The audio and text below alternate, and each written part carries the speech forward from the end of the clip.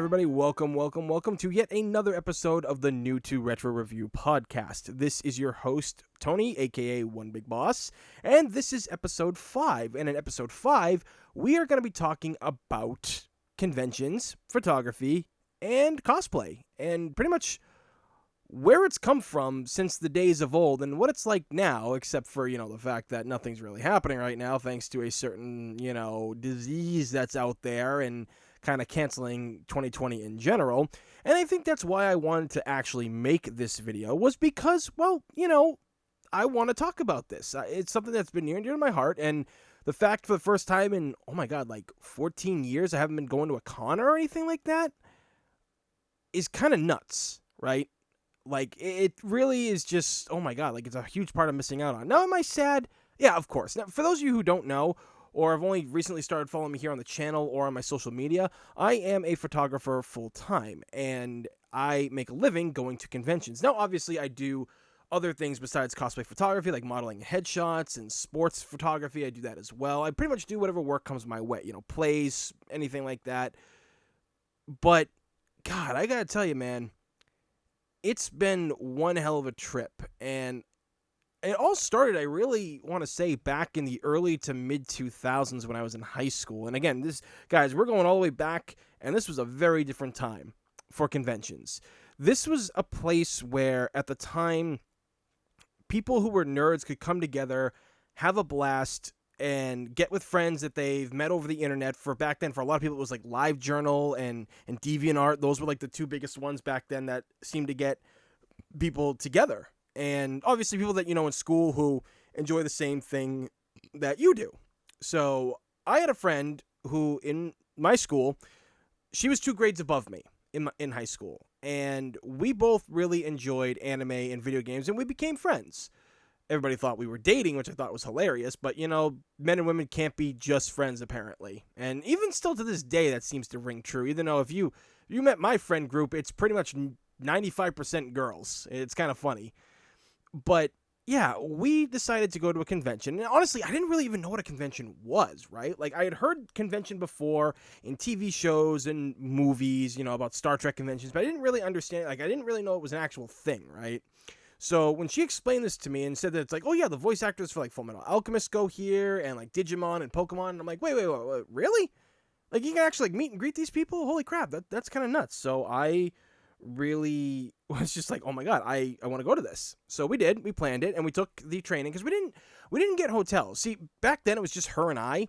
We didn't really have any other friends that we knew locally that wanted to go. Like, some of my friends were big into anime and video games, but going to a convention was kind of something that they never really wanted to do, So eventually I went with her. We decided to, and we did. We went to the Anime Boston. The first one we ever attended, I believe that was 2000, I want to say it was 2004, and 2004, 2005. And I gotta tell you guys, it was like an eye-opener, right? Because it's not that I was a sheltered child. I'd actually seen a lot of bad shit in my life. But, I never really went into the city of Boston that much, because I don't really like the city. I was kind of almost afraid, because my dad was, my dad being the retired cop and everything, and training me to be a cop his whole life, he always says, like, you got to look for the dangers, you got to be careful, you got to watch for pickpocketers, you got to watch for people being suspicious. And even I'm like, Dad, it's the city of Boston, okay? Everybody acts suspicious. What am I going to do? Like, keep an eye on everybody? And he goes, yes. So, but, conventions, again, this was kind of like a safe place, because back in the 90s and even the, 80s, 90s, and early 2000s and mid 2000s, nerd culture wasn't what it is today. It was definitely like a thing where, people made fun of you for liking that stuff, and this was a place to go to feel safe, have fun, meet, voice actors, and meet artists from the industry, meet artists themselves, like independent artists, and, buy stuff from the dealer's room. It was truly amazing time back then, and we went in and out every day, and man, was it tiring. Especially since I became my friend's pack mule at that point. It was kind of funny. But God, man, like, just seeing, like, the small attendance back then, which was still kind of big, honestly. Like, it was still a big attendance. But seeing how it's evolved over the years, and now it's just a wave of heads when you go into a convention scene, it's truly something. It really is. But anyway, more on to this. By the time we got a little bit older. We started meeting friends, and like I said, friends of were on like DeviantArt and LiveJournal. So that's like where my friend found most of hers, and they would come to room with us for these conventions. We actually started getting rooms. And I believe, we got rooms at the Sheraton, like every year. I don't think we ever had a hotel that wasn't the Sheraton, which now if you want that for Anime Boston, it's a friggin' arm and a leg and it's hard to get, but we get it every year with me and my other friends. So, yeah, like these cons, man, they just kept getting more amazing by the year, right? And I didn't really have a camera back then. I didn't get my first camera until really about 2000, I want to say about 2008, it was 2008. And honestly, I wish I had some kind of camera back then, a better one, because, this was back, oh my God, guys, this was back in the mid-2000s, by the time, like, 2005, 2006 rolls around, we had, like, I had a flip phone, an old Sprint flip phone, the silver one, you pull the antenna out and everything like that. The damn thing had no camera, and camera phones were a thing, but they weren't that good, so, honestly, seeing the pictures now would probably be kind of bad on these high-quality computers and such, but I really did enjoy my time going those, and I really wish I had more pictures. I only started getting pictures of these things around like 2008, 2009 when I had my camera at the time. So over the years, I've met a lot of great voice actors and people from the business, and again, I'll get into that a little bit later in this episode. I just want to talk about like the history of all this. And that's kind of where it was. And then after a few years, my friend, unfortunately, she started having these people that would come to the convention, and I wasn't really a fan of one of them because she was really, really weird, even for being a nerd standard, right? Like, I think this person was very sheltered as a child and had problems like showing emotions the right way. And my friend was a big time role player, right? Like everybody loved how she role played and all that jazz. And they were telling me that I needed to address my friend like with the name of the character that she role played. And I'm just like, look, I've known this person for like 6 years. I've met you for like 5 minutes and you're getting mad at me. The girl ends up like kicking me all the time, right? So I had it like 2 years with her and everything like that. We roomed, and I was done. I was done going to conventions with my friend because she didn't stand up for me, and I was just done. I wasn't really happy with how things were being handled, and I just wasn't doing cons with her anymore. And it kind of honestly like ended our friendship almost in many ways because she didn't have a car, so I always had to go get her. I always had to do these things, and eventually, like, I kind of just got tired of it, and we just kind of drifted apart, which, as unfortunately, as time goes on, it does happen. People do drift apart. The con scene, though, seems to be one where relationships are formed stronger. So eventually, I didn't really want to go to cons by myself anymore, and my sister comes from California to live out here to do schooling. And what she says, like, why don't we go to a convention? I haven't been to any in ages, because she was going to like San Diego Comic-Con. Now, mind you, this was San Diego Comic-Con before what it is today. You could literally walk up to the doors of SDCC and ask for a ticket, and you'll get one, right? That was back then. And she actually cosplayed Lulu from Final Fantasy X. She had like a group of friends that did it too. I seen the photo that she has and stuff, and it's really cool. So, we started going to conventions around here in New England. We were going to like Rhode Island Comic-Con. We were going to Kineticon, Anime Boston, Boston Comic-Con. We had and PAX East. That was another one we went to. And that's like where things changed. Now, I want to say also too, like at the beginning times when I started going, like between like, 2004 and to like 2007, 2008, you guys got to understand, one of the big reasons that you love going to these things was seeing your friends that you met online and having fun, but it was also buying the awesome artwork that was on sale there. The ones that weren't stolen off of DeviantArt because people never put their actual watermark on them. And, the people who could make like charms and like cool little things and everything like that. And then, that was the key to get that, because it wasn't like it is today. We didn't have Instagram. We didn't have Twitter. We didn't have a place to advertise our work other than DeviantArt.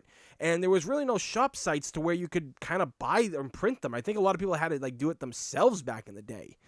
So, like it was really a different time, and there wasn't going down to your local like comic book shop and getting like a anime statue or figure. It was really rare that you saw that stuff in there. The Newberry Comics that's always been around me and stuff, they were like the closest thing you could do to ever getting like Inuyasha toys or Yu Yu Hakusho. And Dragon Ball Z was really heavily in America, so a lot of the toy companies saw the popularity, much like with Pokemon, and you could just walk into a KB Toys or a Toys R Us and you could get Dragon Ball Z, Pokemon, and even Digimon as well. Some Yu-Gi-Oh stuff too. But if you really wanted to get like the stuff from Japan, like statues and all this crazy stuff, you went to these anime conventions, because Anime Boston has like one of the largest dealers room and one of the largest artist alleys around. It is unreal. And even back then it was unreal. And one of the big purchases I've ever made there, and I still have this thing to this day, was Final Fantasy VII Cloud from Advent Children. And he is on the motorcycle from the movie. Now, I don't have the box for it anymore. I was an idiot. I was stupid when I was young, and I didn't save the box. But I still have the figure. I still have the bike, and that thing cost me like $80 back then. And nowadays, that would be something that would be well over $100 if you would go to a convention nowadays, right? Because I'm sure shipping fees are a pain in the butt and all this jazz. But that was one of the greatest things. And I ended up being a pack rat for my friend and myself, because I was the tallest of the group. Everybody else was like 5'3" and under. And I was 6'1", so I carried everything. And that was where you got all the cool stuff. Nowadays, you got stores like Big Bad Toy Store and all this other stuff like out there. Ami, Entertainment Earth. You can get these figures very easily, but this was a different time. And that's kind of like what was exciting about every year. And also at the beginning of my con adventures, I actually went and did a lot of AMV contests. Now, I never entered them. I made some, but I never entered them because I never thought they were going to be good enough, right? And I've made some good AMVs in the past. I got to start re-uploading those somewhere. I got to go back to my old page, which I don't have access to anymore because I forgot like all the passwords and stuff. But I got to go back and do that and get those off there before they get deleted forever, because how YouTube is. And I loved the AMV contests.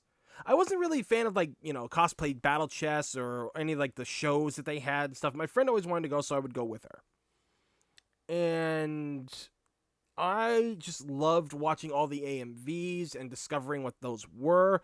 And I remember one year, Monty Oyam, who's famous for making Ruby, I saw when he debuted Dead Fantasy at this place, and my mind was blown. I couldn't believe I was seeing the girls from DOA who I grew up like loving and like using as inspirations for drawings, duking it out with the girls of Final Fantasy. That was like one of the most amazing, mind-blowing things. Some of like the best AMVs that I ever saw too outside that was it was a Final Fantasy Advent Children, which is still up. I know it still exists. I think the person's name was Driftroot on YouTube.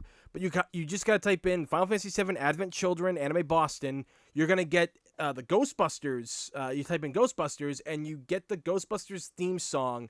And it works really well with Advent Children. There was also like the AMV Hell movies that they showed off all the time. I loved the Distance. It was a Samurai Champloo one. There was so many. There was just so many that blew my mind. The All-American Rejects Move Along. It was called Unbreakable. AMV Anime Boston. That was another one that was just badass back in the day. And it was really insane to see people go the distance with the editing styles with software back in the mid 2000s. So that was insane. And like I said, so years went on and nerd culture around like 2008, 2009 started getting a little bit more accepting, right? Like we didn't really have, like a lot of the DC superhero shows that were super popular. Like we didn't have like Arrow yet. We were a couple of years away from like Arrow, The Flash, and a lot of these other shows that were out there. And really the MCU at like 2009 had only just begun, because like there was Iron Man and I think Hulk. That was like it. I think those were like the only ones. So, me and my sister went to cons. We got to interview. We ended up working for this magazine that no longer exists. And we would go and we would interview cosplayers. And it was really good. And by this time, I had already started doing photography more and booking shoots at cons. And my sister was kind of like my manager. She would reach out to the cosplayers and she'd be like, oh yeah, I think this one looks good. And I was like, you think so? And I was like, yeah, you should work with this one. That like, look at the armor on this, or like stuff like, oh, look at how cool their outfits are. It was actually because of that I actually met one of my my best friends ever, who's an amazing cosplayer, and You guys have seen my wall of video games. My friend's wall of figures trump everything that I have. Like, she is insane, and I love her for it, for the stuff that she collects. All the Final Fantasy, like, Player Arts Kai stuff, it's insane. She's insane. I love her to death. So, going to these cons, meeting these people, and you start to see the change. It's getting more harder to get into these cons now, and there's, like, people that are going all out with their outfits even more than they did before. There's better stuff for like Warbler and all this other stuff. I was talking about this with another cosplay friend of mine during our photo shoot the other day. And it's just a whole different ball game now from what it was.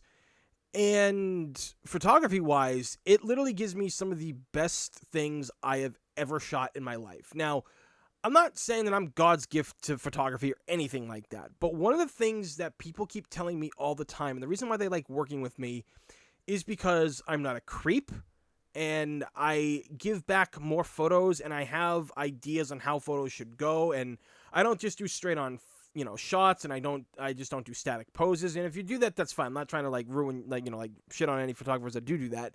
But I've always felt that if you're photographing, let's say you're photographing Ryu from Street Fighter, right? You don't just have him do static poses the whole time. You gotta have the guy, you gotta have the person jumping in the air, doing a shoryuken. But don't do it head on, right? You gotta get yourself down low, at an angle, twist that camera up, and on the count of 3, you gotta work with them like 1, 2, 3, jump, that type of thing, right? That's how you do it. That's how you get the shots, right? That's how you get those dynamic angles, and it really makes the photo pop when you do that, right? So that was something that, coming from a martial arts background myself, I was just like, I got to start implicating fighting stuff. I got to have people do things with their props. Like we got to think differently. We got to think outside the box for this. Or, oh yeah, these guys are doing Street Fighter characters, or my friends want to do this. Like, maybe we can do this in a different way. And like one of the things I'm talking about next year, or maybe even later this year, is like swimsuit versions of the girls from Smash Brothers, right? Like a lot of people have drawn fan art of it, and a lot of my friends actually want to do something like that. So it'd be really cool. But that's what I'm saying. Like, I have had the esteemed pleasure of working with so many people who are just fantastic, fun, talented, and most of all, nice. Like, these are like some of the nicest people you could ever want to meet that I've worked with. And they're not elitists. They're not crude. They're not rude to other people. They are just very happy-go-lucky. And I consider myself very lucky for being able to work with them, become friends with them and their significant others. It is literally a dream job in that retrospect. Like, I'm very fortunate to do the things I do for the people that I do, changing people's lives through photography, which again, I'm not, blowing smoke out my butt. That's stuff that I've literally been told by people. It's like they didn't like how they looked on photos before, or photographers didn't care, or whatever the case may be. They come to work with me, and it's a whole different ball game for them, they say. They really like what I do. They really like how I handle and conduct myself. And that's a very rewarding thing, because unfortunately, I always struggled. I'm just like, oh man, like what am I going to do? Like with my life. How am I going to like do things that make me happy but not miserable? Like, what can I do? And I've always been the person that's helped everybody no matter what the problem is, right? I've always had the advice. My dad trained me, to be very smart and headstrong and think logically. And I've always done that. But I wanted to do more, right? I didn't want to be everybody's free therapist. I wanted to like do other ways to make them change and how they see themselves. And through the photos, I've done that. A recent photo shoot that I just did with a friend of mine, she had a very bad experience with a photographer. A very bad one. He made the photos that they did with her look like crap. And then it started to affect her. She didn't like how she looked in the outfit. She thought she was like, horrible. And I'm just like, no. We're rectifying this. We're going to fix this. You know what we're going to do? You're going to get that outfit back on. You're going to make she didn't have the weapon. I went to, as a surprise, borrowed the weapon for Ruby Rose from a good buddy of mine down in Rhode Island. And, well, unfortunately, she made the weapon in 2 days. Like, that was the funny thing, right? Because our friend who was going to come to the shoot with us, because she had an outfit that needed to be shot, she texts me, she goes, Mayday, Mayday, she's making the weapon. And I'm like, what? What do you mean she's making the weapon? I just got this one as a surprise for her. She goes, I know, you got to tell her. And I was like, so she did. I told her. She was really thankful about it. We got rose petals because, Ruby Rose from Ruby, she like has petals when she flies by. we're gonna have smoke bombs, but unfortunately they were all out because it's July and everybody wants to light off smoke bombs for 4th of July and all that stuff, right? So, we did this photo shoot. All of us had a blast the other day, and I sent her some demos, and she's already loving the outfit that she's in. She's loving the photos, and that's like the greatest reward, because I've worked with a lot of people who've had issues with photographers, and we'll get into that a little bit too, but it's pretty bad, right? Of how some people act. But, some more good stuff right now. Convention-wise, I have gone to, like I said, Anime Boston for years. I've gone to Kineticon for years, Boston Comic-Con, PAX East, Rhode Island Comic-Con. I've gone to Anime Expo out in LA, which I will never go to again. My sister and I absolutely hated that convention for how terrible it was. Just very overcrowded. People were packed in sardines. This was the worst convention I've ever been to when it came to a size like this, right? I've gone to Anime New York. I have gone to MetroCon in Florida. And I really want to hit up more Texas conventions, because I went to PAX South this year. And I'll get to that story in a bit too, but that was just really amazing. So yeah, the conventions have always been more so amazing than bad. Really, the only true terrible con I was ever at was the one that my sister and I went to in LA. And that was it. And after almost 15 years in the business, having one con that was bad, that's pretty good odds, I'd say. I should probably start gambling in Vegas or something like that. I don't know. But yeah, so, there's cons that are good and there's cons that are bad. And the con that happened this year, which even if all the other conventions had happened, I still think this con would not have been beaten. Now, I went to PAX South. Now, for those of you who don't know, I am part of another channel called The Residents of Evil, and it's me, our team leader JJ, Ali, Bob Spaghetti, Corey, and our honorary member, who's Nick Apostolidis, the voice actor and motion capture artist for Leon Kennedy in the Resident Evil 2 remake. We all decided that we wanted to go to a convention to celebrate the row turning 3 years. We wanted to give back something to our fans. So we wanted to go to a video game-centered convention. And it's a good thing we picked PAX, because PAX South and PAX East were the only conventions I was at this year before the virus hit. So we're down there, and it was like a dream come true, because we'd all been friends for 3 years, but never have actually met one another, This was really an amazing, just truly amazing deal, right? I gotta tell you guys, this was just a dream come true. I couldn't believe I was there, as a guest, having a panel with my buddies, showing off our video game that we have that's coming out and everything, and, chilling with our buddy Nick Apostolidis. This is something that if you told me when I started conventions, I would never believed it. If I went back and told my younger self would probably kick my older self right between the dick. Right in the balls, That's a very angry child. But yeah, no, we went there. I did pictures for Nick and his Leon cosplay. The voice actor and motion capture artist cosplaying the character that he portrayed in the remake, who loves the character to death. My friend Suwon came out as Ada, and our friends Dell and Leslie came out, and they were our assistants on the shoot. We shot. Nick got us a place in the hotel he was at, and we went underground. We were literally in the maintenance room. All right, with all the pipes going off. It looked like something out of Resident Evil 2. We hit the streets of Texas afterwards and everything. And it was one of the best experiences of my life, and one of the best cons I had ever been to, right? And just being up there, talking with people, having our panel having over 200 people come out, right? And we're not even at, I don't even think 200,000 subscribers yet on our channel. And all these people are coming in, and they're seeing us, and, people are finding out who we are. That was just amazing. And then the autograph signing, when more people showed up, we're signing autographs for free. We're taking pictures with people. It really blew my mind that I was like, wow, I'm really here standing with these people. We've got the Umbrella Squad from Texas that's down there, all geared up, taking photos with us, and wow, guys, it was just really something else. It was a truly remarkable experience, and probably the best experience next to another convention I had. It might even be tied with it, honestly.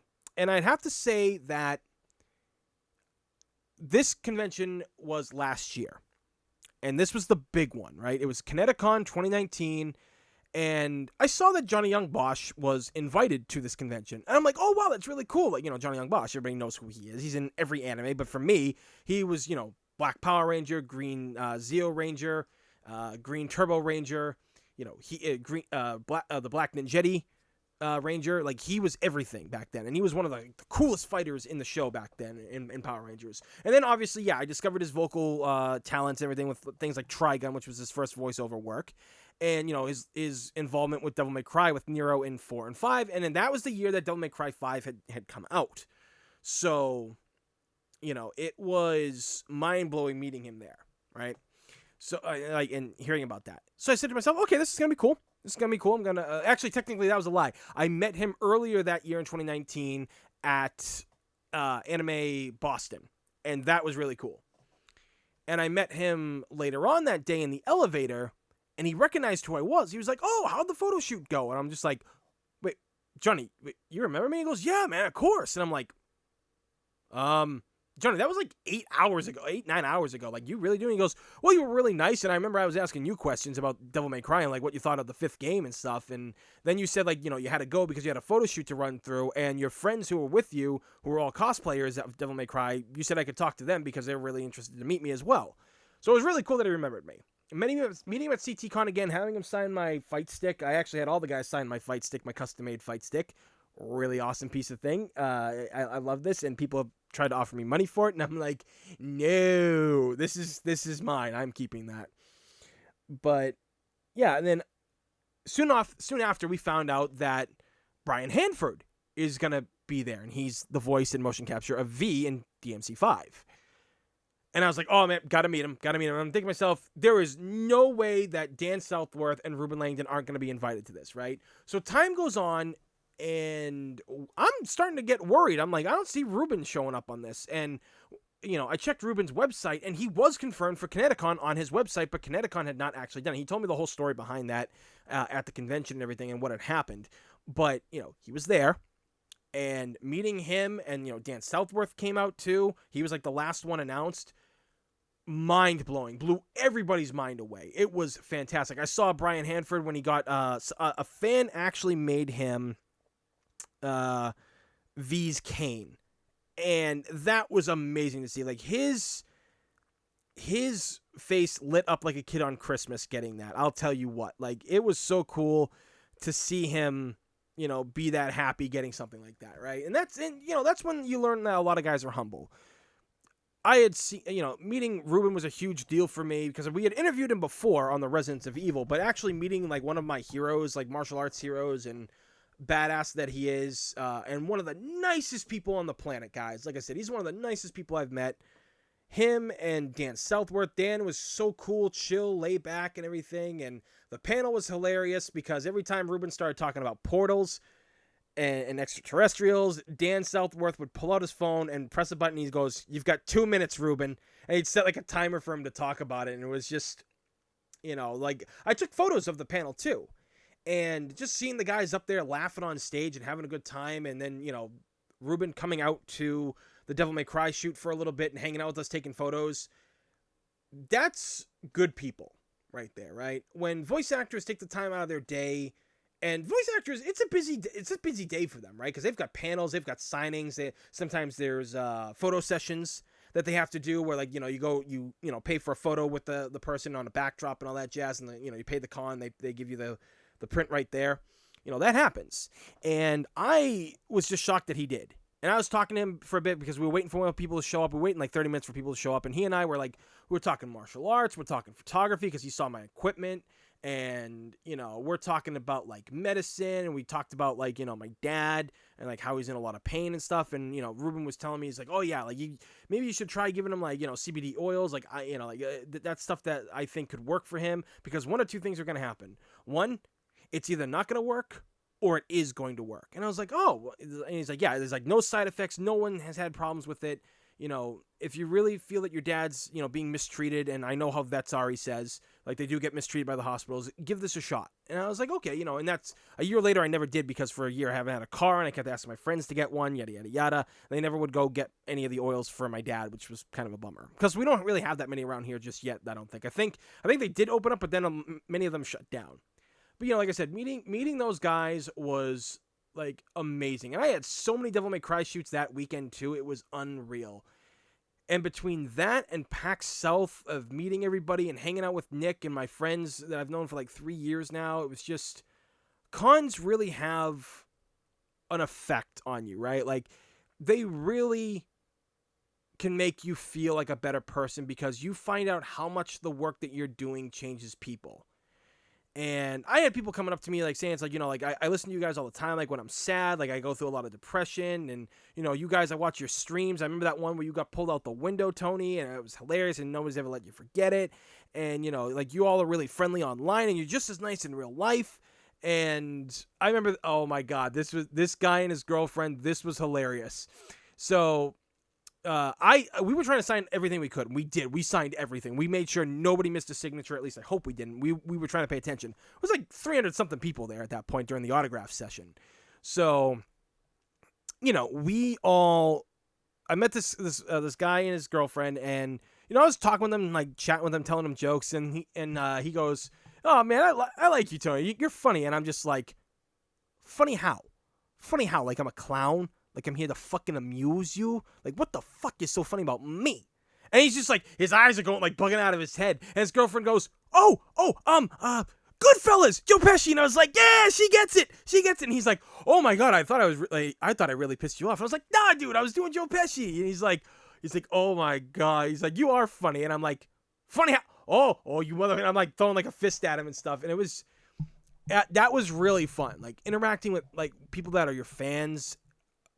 It's like one of the greatest feelings in the world. And I have met a lot of other down the line, like when it came to actors and voice actors, like one of the best ones I ever met was Richard Epcar, the voice of Balto from Ghost in the Shell. He's also the voice of Myotismon and Edamon from Digimon. He is Raiden in the Mortal Kombat games.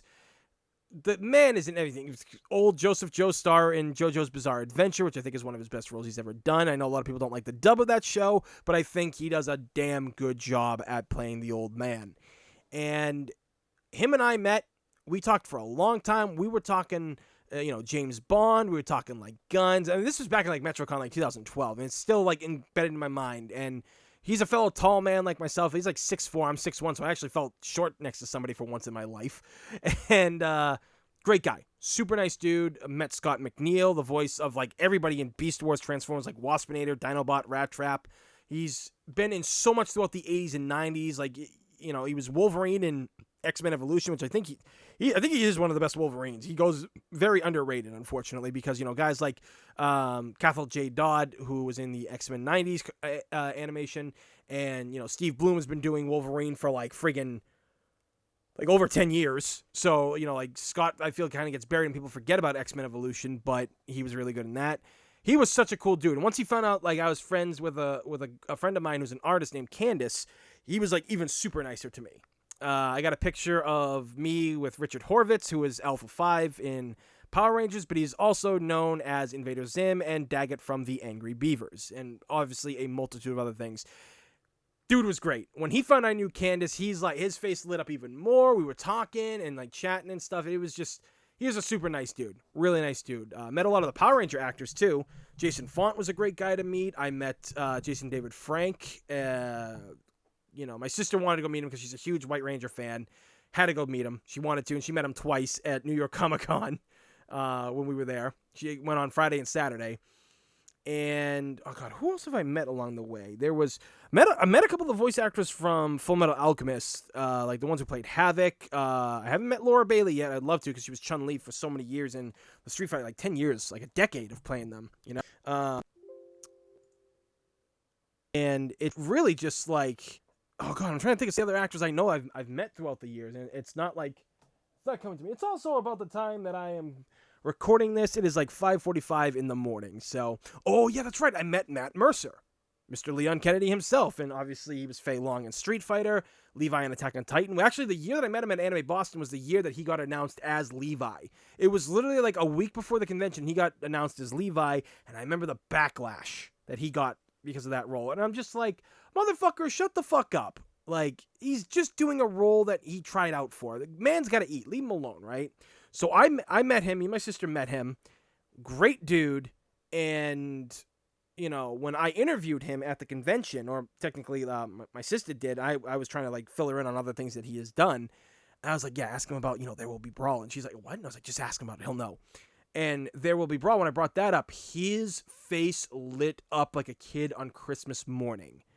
He was like, I am so happy people know what There Will Be Brawl is. And for those of you who don't know what that is, There Will Be Brawl was a web series. I think it was like a 6-parter or something like that. And it came out back in, I think, 2008, 2009. It was, it was after the era of Smash Brothers Brawl, because characters like Snake and Sonic were in this thing. And this was the world of Nintendo gone dark. Like, this was darker than the DCEU, okay? This was like debauchery. Like, Link is the police chief. Yeah, he's the police chief. Captain Falcon is gay in this. If I remember correctly, I think Samus is a stripper and King Dedede is a pimp.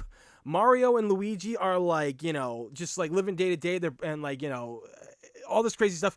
Kirby is a serial killer, and they make him sound like Hannibal Lecter, but it's more like, not like how he is, but like they kind of do it like in a creepy, cute voice. It's like, hello, Luigi. It's so nice to see you again. Like, stuff like that. That's the kind of voice that he did. And, they had to stop like a doomsday prophecy. All the crime lords were like, Bowser became a Buddhist. Matthew Mercer played Ganondorf himself, and he looked badass. And he was actually wearing like a suit. He wasn't in the armor. He was wearing a suit, and he looked badass in it. And Kyle Hebert, who, many people know from Gurren Lagann and Dragon Ball Z as Adult Gohan, and Ryu from the Street Fighter series, he was Wario in that. It was an amazing project. You guys got to go watch it. But when he talked about that, Matt said that he threw his own money into that project, and he was super proud of it. And the 2008, 2009 era when that was made, I think it was actually maybe a little bit later. Maybe it was 2010, I was thinking, right? Maybe 2010, 2011 it came out. But my God, guys, like, you have to watch this. It is so damn good. It's called There Will Be Brawl. It's probably on YouTube. You can type it in on Google. And if you do, watch it and then go tag Matt Mercer on like Twitter and say it's like, I just discovered There Will Be Brawl. Like, if you really like it, let him know, because that was like his baby. Okay, he loved that. And this was before he was really like super famous for Critical Role too. Critical Role was like many years away from this, right? So yeah, again, he was one of the best people I met. I'm trying to think. Me and my sister, we met Karen Ashley, the second Yellow Ranger from Power Rangers, and she was super nice to us. She was super cool, really chill. We had a blast talking with her. I got to hold her helmet and everything, and it was great. It's actually funny too, because she thought that me and my sister were dating. Like, she thought we were boyfriend and girlfriend, and we're like, oh, no, siblings. And she goes, oh my God, I'm so sorry. Because like me and my sister really actually don't look alike. So it was really funny. And we had that was like the only good thing about Anime Expo that year. Because that was at Anime Expo we met her. But yeah, all throughout the years, guys, conventions have changed. And I will say, unfortunately now, there is a lot of elitism, and it's disgusting. It's bad of how high schoolish that it's gotten with how people act. And people say, oh, there's no elitism, but there is. There is. But, I have survived not getting into any cosplay drama or photographer drama because I keep my mouth shut, I do my job, and I take care of everybody. I'm not one of those photographers that chooses to work only with, cosplayers that look like models and have like 300,000 followers and that kind of stuff, I've reached out to a lot over the years. Have I ever heard back from any of them? No. And you want to know why? Because my work isn't well known and I'm not well known. And that's sadly how it is. People often look at the numbers. And I always think that that's wrong, because I know some amazing cosplayers who make just incredible armor, right? They are better than the people that sometimes have been doing it for 10 years. And it's really sad that people go unnoticed and people get chosen for the wrong reasons. And I know a lot of people are going to say, oh, you're just salty because you couldn't work with this person or that person. It's like, dude, I don't care. Like, I don't care that I didn't get to work with this cosplayer or that cosplayer or whatever the case may be. I don't care. I just want to like work with people because I want to work with them. I don't care if you're famous or not. And some of the times, like, I just come across these people and I don't see it. I see the talent first. And I've run into a lot of that, unfortunately, with photography in the cosplay world. There is a lot of people out there who, unfortunately, they will play favorites. They will not do the job right. They'll take your money, but they won't give you back the photos. New England, unfortunately, has a big problem with that. There are a lot of photographers who drool over certain cosplayers to work with, or the things they share on their Facebooks, and I'm just like, you're a photographer. Grow up and be professional. You can't say like you're drooling over this girl. It gets really creepy and everything, right? So, and there's been friends of mine and cosplayers that I know now that have worked with certain photographers and didn't get the photos back to them, or when they did, they ordered the same package as like somebody else, but they did not get the actual like proper edits. Like, you could tell the work was half-assed. One of the best examples, right? I'm not going to obviously name names because I don't want to start nothing. This is how I survived this long in the world. I'm just saying you guys got to be aware of how some photographers and even cosplayers can be. So a friend of mine had a really amazing outfit that she made from scratch. Amazing seamstress. She's fantastic. She has this dress and she wants it done. And so I couldn't do the shoot because it was at a convention I wasn't at. So I felt bad, right? I always feel bad like when people go to conventions and they ask if I'm going and I'm not there. So this guy comes along, he does the shoot, but he exits early because he had to go work with somebody else who she found out was, very, very popular. And everybody wants to shoot with this person or something like that. And I'm just like, come on, that's clicky. That's wrong. You don't do that. So she gets the photos back. This guy desaturates all the color. Now, obviously, cosplay, a lot of people wear colorful and vibrant stuff, whether it's armor, dresses, whatever the case may be. Black and white doesn't always look good when it comes to cosplay. Now, I found many ways where it does, but sometimes you just can't do it. And desaturating it to where there's still color on the screen, but it wore off and it affected how her makeup is. So it looked like her face was shrunken in, and all the color from the beautiful costume that she created was gone. I was bullshit. And the same guy had done the same thing to another good buddy of mine.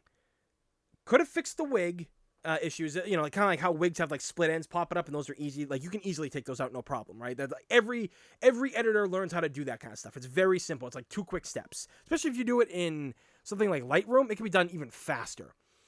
And so my buddy says, like, dude, I'm not getting them back or anything like that. Like, I haven't heard from him, and he finally gets them back.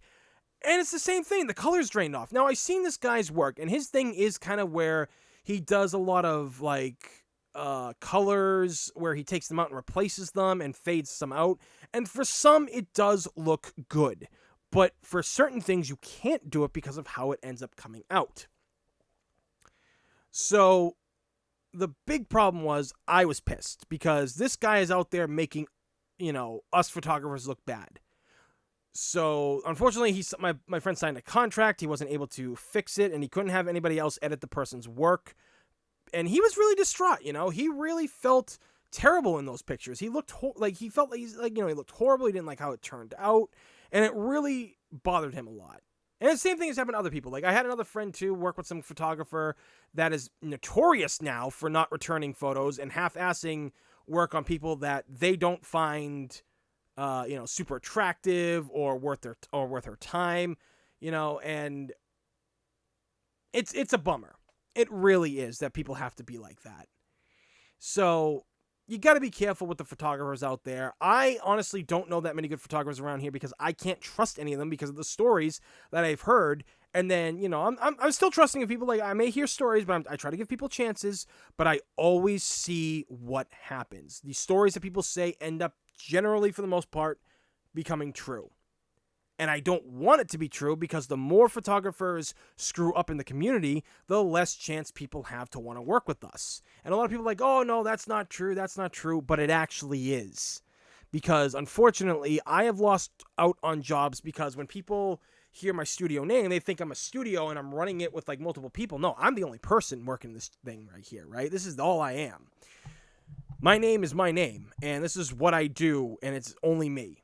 And they were just like, oh, well, I don't work with male photographers. I've had a couple bad experiences. And then I've had other people who come to me with the same thing. They're saying, it's like, oh, I won't work with male photographers ever. I've heard the stories. And I'm just like, oh, well, I'm sorry if something happened to you. And I go, no, nothing ever happened to me. I just don't want to, like, risk it because it's going to happen. And I'm just like, no, not really. But I'm sorry. But if you want, I will send you to a female photographer that I know. Because I do, like I said, I don't know many photographers, but I do know some. And so then the opposite has actually happened where good friends of mine I've worked with for years, they have sent me girls that don't want to work with anybody else because they're afraid to work with male photographers because of how creepy and bad some can be. And, well, it turns out that a lot of them will only work with me now because they actually like getting their photos back and the fact that I'm not a creep. Okay? Like, I have heard all the stories, ladies and gentlemen, of girls getting hit on, or, guys wanting to shoot with girls and hoping to get with them because there's this weird, is it a stigma or something like that, where people think that photographers that like shoot models and stuff like that score with them. And that's not true at all. Like, maybe it's happened before, like throughout the time, like in the modeling world and all this stuff. Maybe it's happened in the world of cosplay. I mean, I have heard some stories from people, but overall, it's not true. And I don't want to, act like an elitist or anything like that. My job is to do the job for no matter who you are. I don't care if you're famous. I don't care if you're just beginning. I don't care if you've built this immaculate armor. And I don't care if you just sewn a simple dress. You need pictures done? I'm your guy. I'm going to give them back to you. And a lot of people are just like, yeah, but like, people whose skills aren't even on par with yours, they're charging like $150. I'm only getting 5 photos back with some edits and everything. Yours are like, you're going the distance. And it's true. I do go the distance. Like, I don't just give, if I go to a convention and I'm charging like, $80 for an hour-long shoot, I do not give anything less than like 10 photos back. Hell, if the shoot's real good, which a lot of them always are, and the people aren't like stiff or scared and they're willing to try like, different battle poses or like things that like I can do to add like magical effects or fire or anything like that, like different hand motions and such. Things like that is what I will end up doing for these people, and they will get more than those 10 photos back. They're going to get 15. Sometimes they get 20, right? And that's how I do my business. I work a little bit harder, and I'm still getting paid, and I'm enjoying what I do, and people end up loving the work that I do. Now, again, I'm not the greatest photographer in the world. I know that there's people out here in New England that I've met that can shoot photos around me. Like, their camera's like a $5,000 lens versus mine one that's like an $800. But, and they've got like a Sony like A7 III or even ones that are better than that. And the lenses, like I said, are like $5,000. And that's fine. I don't care if they've got better equipment than me. Because at the end of the day, I'm doing a service at these cons by taking care of the people who've been screwed over, right? And you also got to protect your clients too. This has been a problem at conventions for the longest time for me and others. Like, whether it was photographers being creepy on shoots or creeps just coming up and running up with their cameras and being like, oh, let me take a picture. Or not even asking. They just start taking pictures like, and it's like, hey, whoa, it's a private shoot. Honestly, when cons start up again, I'm bringing my tripod, and it's going to have a sign saying private shoot, do not disturb, do not take photos, right? Because a lot of the people I've worked with are camera shy. And they don't want people just coming up. Like, oh my God, this was bad. At New York Comic Con Anime New York, this guy came up with a camera. And he's dressed in some cosplay. I don't remember what he was dressed as. I think it was somebody from Naruto or something like that. Like one of the Yatsuki or whatever they were called. And so I'm doing the pictures of my friend in her Wall Market Final Fantasy group. And he just starts coming up and taking pictures. And I see him. And I grab his lens. And I'm like, what are you doing? He's like, oh, I'm just taking pictures. And then I was like, you didn't ask me if it's okay for you to start taking pictures. And you certainly didn't ask these girls if it's okay to start taking pictures. Now you have a choice. You will ask the girls nicely. And if they say no, you will leave. And if you don't, I will break this camera. Right here, right now. And he's just like, oh, I don't know. And I'm like, girls, would you like photos taken by him? And my friend was just like, oh, unfortunately, no. We're on a timed shoot with him right now. And this is, what we paid for like the hour. And he was just like, oh, okay. And like he ran off. Guys, I'm going to tell you, I have run into this numerous friggin' times. And it's getting really old really fast because I am going to take a person's camera and give them either a colonoscopy or an endoscopy or whatever you want to call it. The one that goes down your throat. Because I got to tell you right now, guys, it ain't cool. And it freaks out cosplayers when you do it. And actually, 2018 Anime New York, the first time I was at Anime New York, some people I was shooting, I think they were from the Magic of Madoka series or something like that. There was a guy that kept coming up with a camera, a really expensive one, and I was just like, dude, you didn't ask. Don't take photos. They didn't ask you if it's like, you didn't ask if it's okay. That's something you always got to do, right? You got to ask. And he kept coming back. And then at one point, he's down on the floor aiming his camera up at one of the girls in a dress. Now, the dress was like one of those like long dresses, kind of like Princess Peach's dress, so like you can't actually see up it or anything. But like I literally walked over to the guy and I'm like, get the fuck out of here right now. And everybody's looking at me, like everybody like in that area like kind of like turned around, and he took off. And I went up to the girls and I was like, I'm sorry, the Boston came out of me. I do apologize. And they're like, no, thank you for that. Thank you for like so much. Like, I don't think any other photographer would ever have done what you just did. Like, thank you.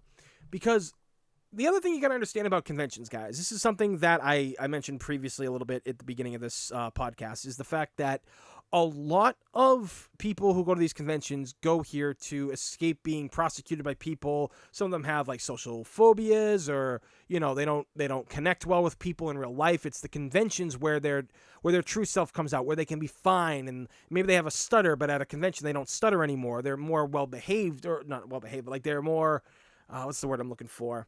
Not well behaved, but like they're more functioning when they're at a con, because they feel at peace and they feel safe. But if you get like these people that are coming up with the cameras and doing this stuff, it freaks them out. I've had girls that literally have gotten freaked out and needed time to rest and everything, and they felt bad because like, oh, I'm wasting time on my shoot, and you probably don't want to shoot with me anymore. And I'm just like, hey, don't worry about it. Take a breather. My next shoot isn't until like 15 minutes after we're done with the original time. We'll have time. Don't worry about it.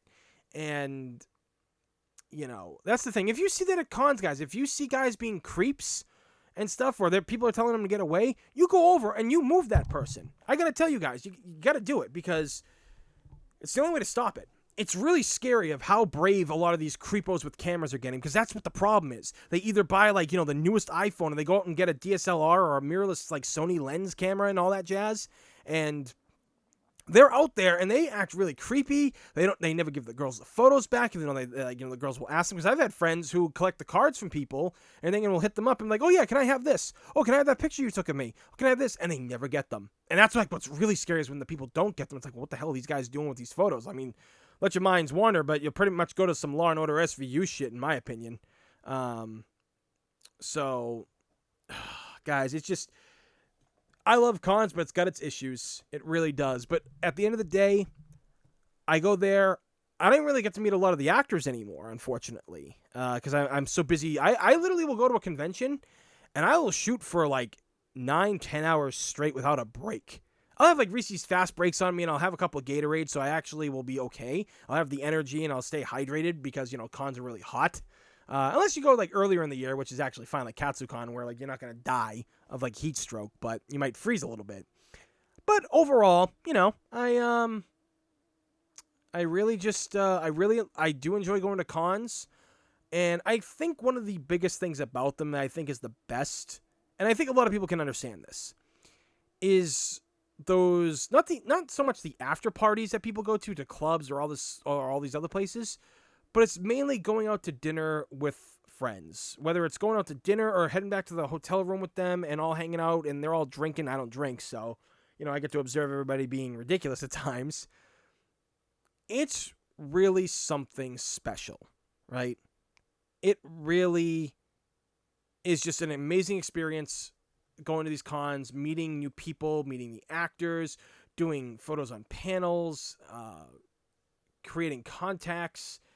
It has been a huge part of my life, and as much as I'm not friends with the friend that originally took me to my first anime convention, I owe them a lot because of that. Because the fact that, you know, they brought me into this world. I may not have even gotten into this world because of it, and it's almost like a lot of things too. Like, I kind of like trace back a lot of things recently. Like, I would not have actually found a lot of the things that I found and the friends that I have to this day if it wasn't for this friend in high school, because she introduced me to like LiveJournal and all this stuff. And then through LiveJournal, I discovered what DeviantArt was. And then DeviantArt is where I was heavily active all the time. And it was kind of crazy, man. It really was. And you know, that's where all it kind of led to, of meeting friends and getting to me where I am today. And I got to tell you, it's an amazing experience, from meeting, like I said, meeting fans, working with new clients, working with older clients. It's never a dull moment. And despite all the elitism, and again, if you say that elitism does not exist in the world of cosplay, then you might be an elitist. But I got to say, I've had an amazing time meeting some of the most extraordinary people, some of the people that are just so talented, amazing, kind-hearted, and I wouldn't trade anything in the world for it. It's literally giving me some of my best friends that I consider better friends than the people I've known, sometimes more so than, like 20 years at times, Not to say like my friends of 20 years are bad or anything like that, but like, like you have your different friends group. You have your friends group who like one thing, and then you got your other friends group that likes, the other things that you like, and that happens. Like I have other friends that I've known for many years who, they're all into like different music and stuff, and it's music I'm not interested in, and they go to concerts and stuff. But just conventions, I am bummed out that they're not happening this year. And this past weekend was the first, was the 1 year anniversary of when I met all the guys from Devil May Cry. And I gotta tell you, that's kind of another reason why it prompted me to make this video or this podcast because of that. And I don't see any signs of me stopping going to conventions. These cons are everything to a lot of people and to myself. They really help me escape reality for a while.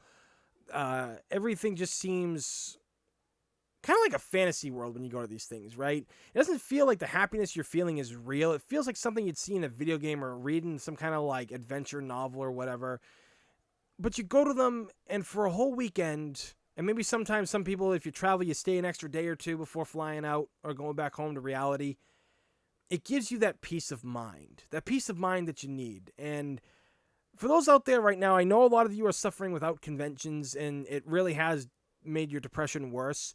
Don't worry about it. Conventions will come back. Life will find a way, as, Jeff Goldblum has said. And when you see that, and you get back to these cons, this whole year that we've missed, you might remember it. Yeah, you're definitely going to remember it. But you won't remember the pain as much. You're just going to be filling, yourself with new experiences from old cons that you've gone to, meeting new friends, hanging out with your old friends, getting drunk at like hotel lobby parties and what have you, and all the other crazy stuff people do at conventions. There's a lot of like, after dark stuff that happens that I've been told about and had friends who witnessed and all that stuff. But, it's a community. We all got to do our part to make it a better place. And unfortunately, because of a lot of things with the elitism and how people perceive, like, OnlyFans and Patreon and boudoir shoots, it has kind of left a lot of things divided. Like, I have a good friend who is an amazing cosplayer. Her Jill Valentine from the remake is, like, spot on. Her Widowmaker from Overwatch is goddamn amazing. And her Monster Hunter stuff is truly fantastic. But when people think that she does cosplay, when people see that, she's been attacked saying it's like, oh God, here comes another pretty girl that's just trying to do OnlyFans and get money from simps, yada, yada, yada. And that's not the case, because she doesn't do OnlyFans. She has a Patreon where she sells prints.